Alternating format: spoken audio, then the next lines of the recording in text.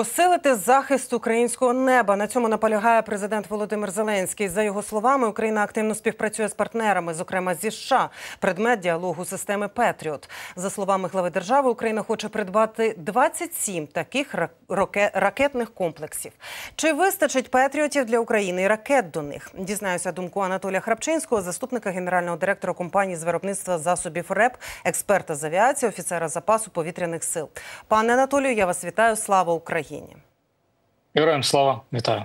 27 систем «Петріот» від США. Це ціль, і контракт на 25 вже готується. Які реальні строки постачання такої кількості систем, враховуючи глобальний попит і виробничі потужності? В залежності від того, що ми маємо на увазі при придбанні цих систем. Тобто ми кажемо про безпосередньо системи, які виготовлені чи і експлуатуються країнами, а це 19 країн, чи все ж таки це нові системи, які будуть виготовлятися для України. Тут я би хотів би нагадати, що наразі промислова можливості – це близько 12 систем на рік, те, що може забезпечити компанія, яка їх виробляє. Тому, в принципі, тут, скоріш за все, мається на увазі довготривала перспектива, яка забезпечить нас потрібною кількістю систем «Петріот», але ж знов-таки вкотре буду наголошувати про те, що це є система, яка насправді якісно протидіє проти балістичних ракет, але при цьому треба казати про те, що це протидія на останньому етапі заходу ракети на ціль, тобто, умовно кажучи, на 40 кілометрів на термальній частині.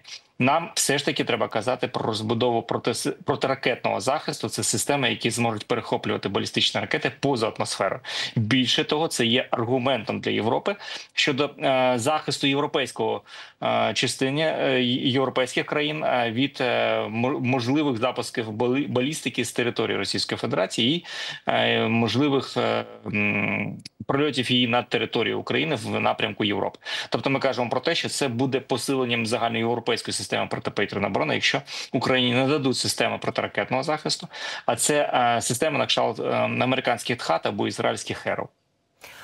Чи можна ототожнювати САМПТІ, НАСАМС? Безумовно, треба казати про те, що САМПТІ, що ІРІС, вони здатні перехоплювати балістику, але не над складною траєкторією. Знову-таки, САМПТІ-NG, французька система, передбачає перехоплення балістики. І якщо Франція, так би мовити, більше приділить увагу цій системі, то я думаю, що ця система зможе активно допомагати боротися проти російської балістики. І про це треба теж казати, тому що Європа наразі не має власних систем протиракетного захисту, експлуатує американські або отримані від Сполучених Штатів. Тому тут треба казати про розгортання або виготовлення своїх власних систем.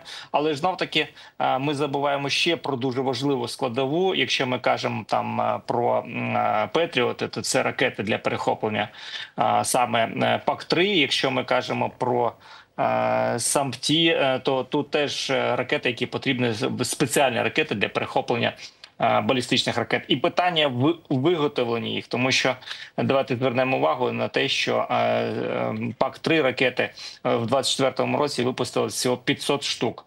Умовно кажучи, менше 50 одиниць на місяць. Сполучені Штати планують збільшити кількість виробництва до 650 до кінця 28-го року. Але ж навтаки, це близько 54 ракет на місяць. Давайте згадаємо, що в жовтні місяці ворог застосував по Україні лише Іскандер-М 95 ракет. Тобто, умовно, для перехоплення одної балістичної ракети, для гарантованого перехоплення потрібно принаймні 2 ракети ПАК-3. Тобто ми кажемо про те, що колосальна нестача ще є ракет-перехоплювачів в світі.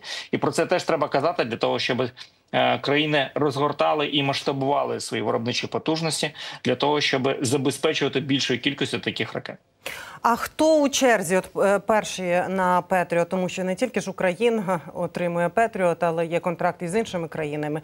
Вже Сполучені Штати якби відсунули чергу Швейцарії на користь України. Хто ще? Ну, Німеччина замовляла для України, теж на користь України. Тому я тут би казав про те, що, в принципі, Я думаю, що в черзі дуже багато країн, тому що вона показала свою ефективність, ця система проти низки різних цілей.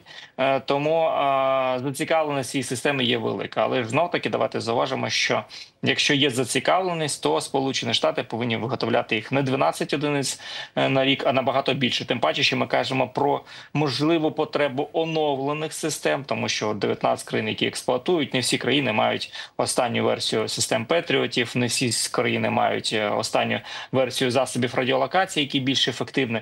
Більше того, треба зауважити, що за час експлуатації України були модернізації, які дозволили суттєво покращити можливості Петріота. Знову таки, давайте згадаємо, що 67% це на користь Петріота щодо перехоплення балістики в тому регіоні, де є система Петріот. Тобто ми кажемо про те, що це доволі ефективне застосування, але знов таки ми розуміємо, що цей відсоток не дорівнює там 70-80, тому що ворог активно насичує повітряний простір великою кількістю балістичних ракет, отримуючи розвідувальні дані щодо властивості, умовно кажучи, скільки пускових систем стоїть в даному секторі, куди дивляться засоби радіолокації, яка кількість ракет може бути перехоплена одночасно. Пане Анатолію, а окрім кількості, чи модернізують росіяни свої ракети, враховуючи досвід збиття їх Петріотами?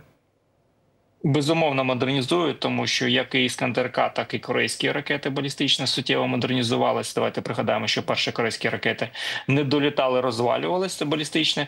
Зараз ми кажемо про те, що деякі з них можуть навіть маневрувати так само, як і Іскандер-М.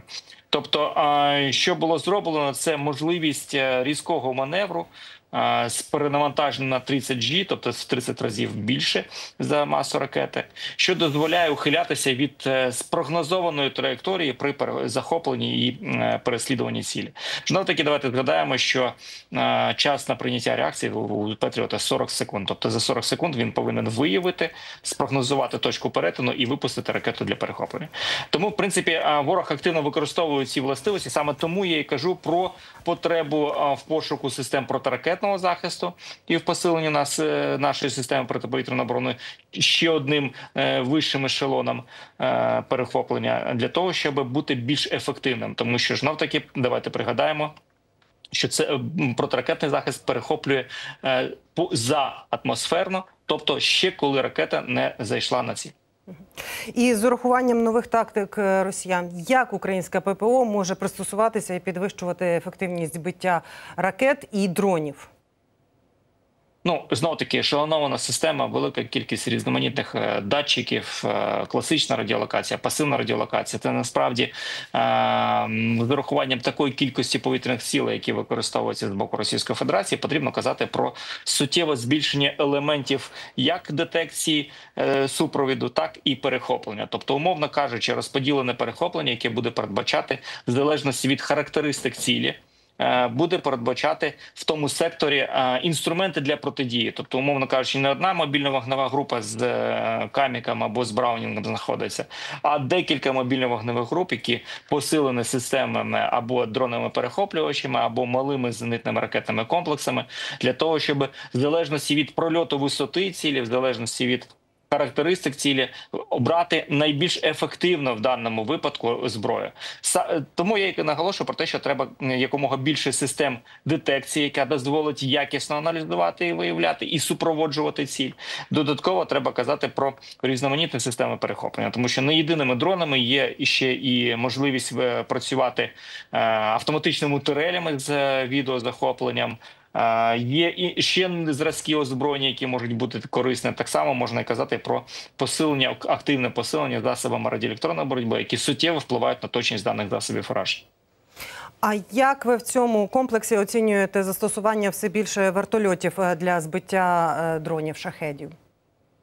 Це є мобільний елемент протидії, але ж знов-таки давайте казати про якісне обладнання даних засобів потрібним потрібним озброєнням і системами виявлення і супровіду, тобто засоби радіолокації, камери нічного бачення з лазерною підсвіткою, прожектори. Тому насправді тут потрібно великий перелік засобів, які потребують наші сили оборони, наші гелікоптери, тому що те, що ми експлуатували раніше, не передбачало виявлення і супровід таких цілей. Тому що, знов таки, те ж саме камери, які потребуються на гелікоптери, треба закуповувати окремо, тому що на озброєнні в Україні немає таких гелікоптерів. Тобто, точніше є, вони прообладнуються, а та кількість, яка була передана західними партнерами, дуже мала.